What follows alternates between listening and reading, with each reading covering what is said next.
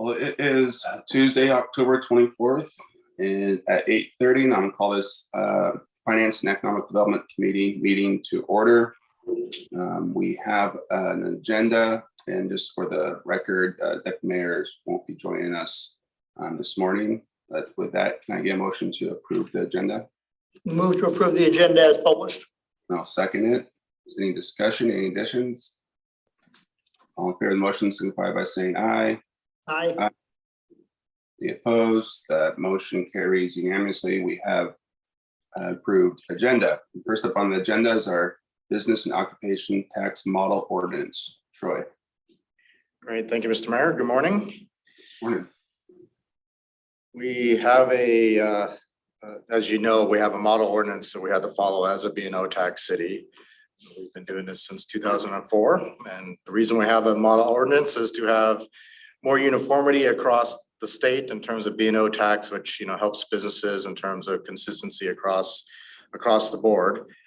So anytime there's a legislative change, or the cities, I think, are actually required to get together at least once every 6 years to review the ordinance, and we adopt changes accordingly. So this year we had a legislative bill that went into effect that is going to cause us the need to update the model ordinance.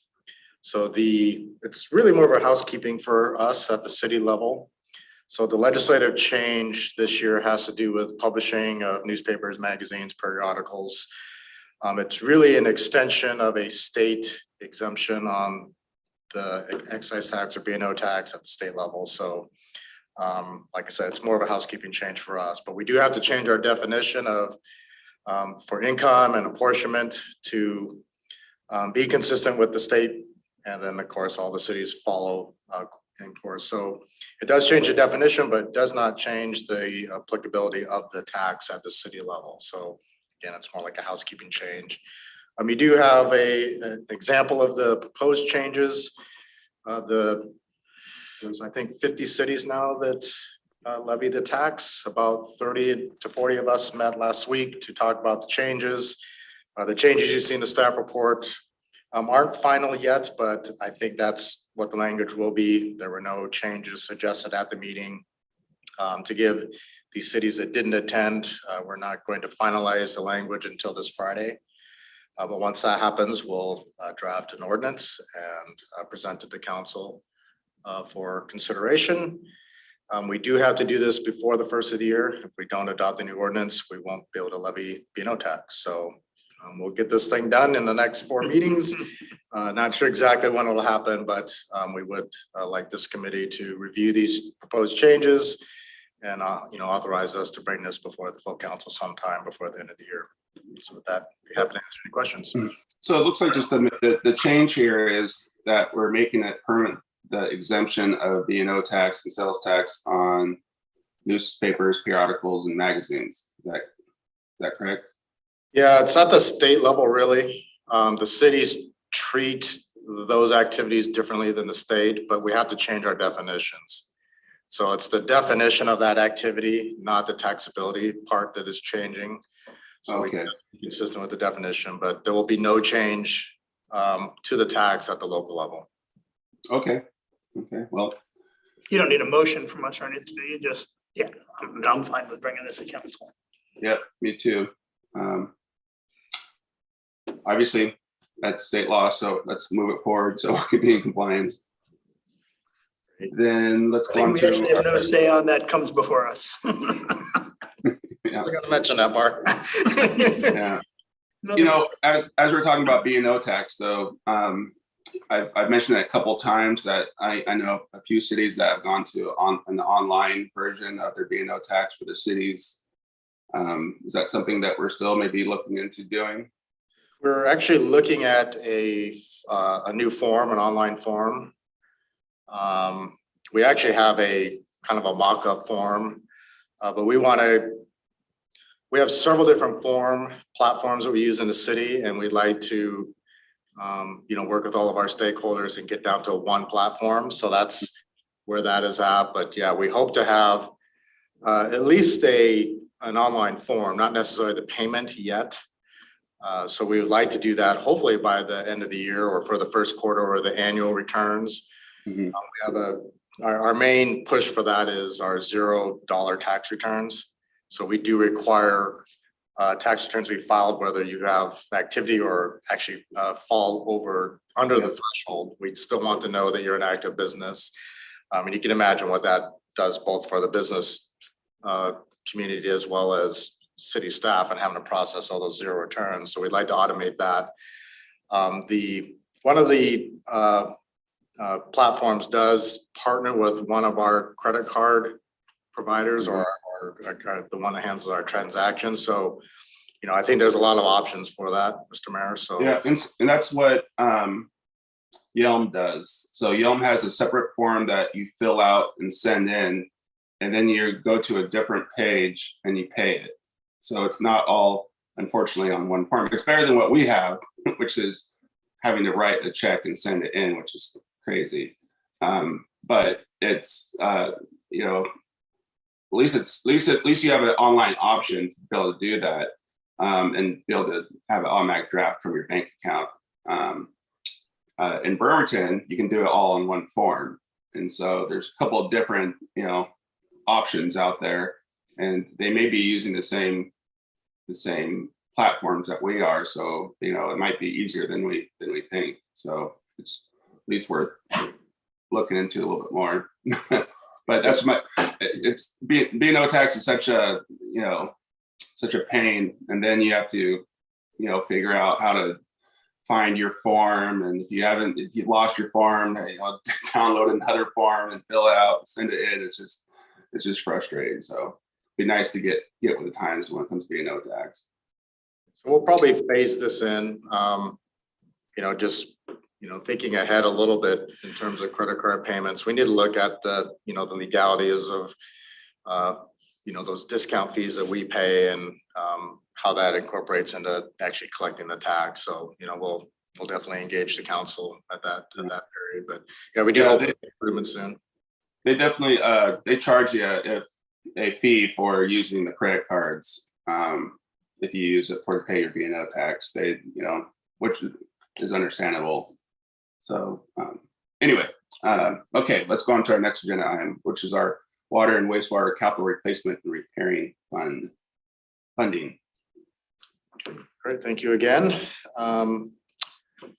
This also is a bit of a housekeeping change, at least in my opinion. So in looking at the LMC, the sections relating to water and wastewater rates, both of these sections of the LMC have provisions for making sure that we are addressing our capital replacement, capital repair adequately.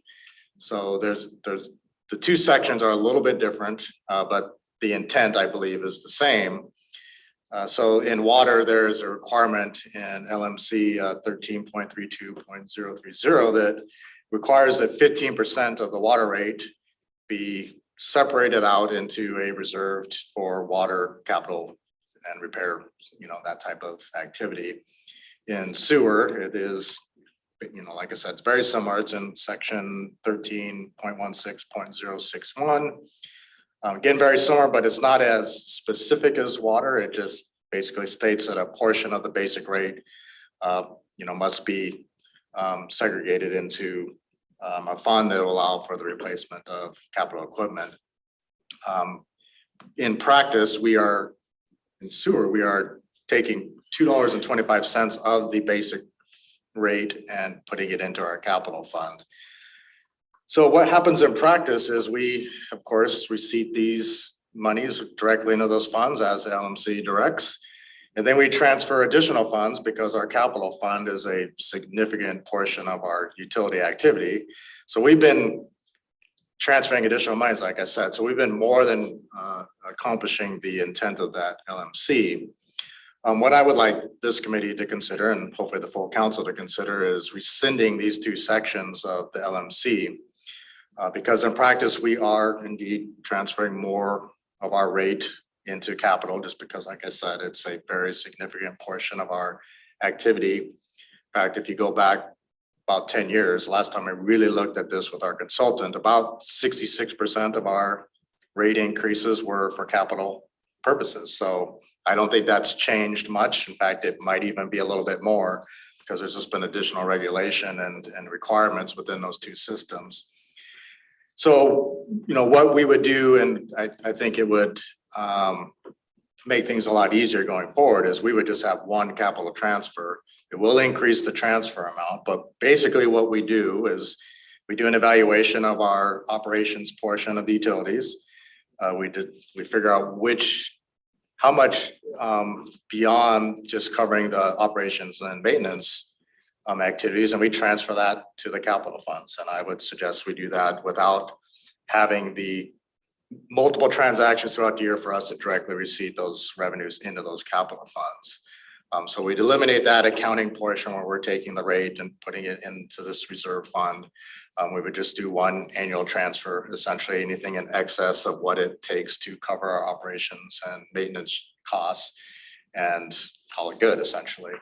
You do have the details in the staff report in terms of the dollar amounts that we've directly received versus how much we have transferred in annually for capital. And you can see that it is definitely in excess of what's required by LMC.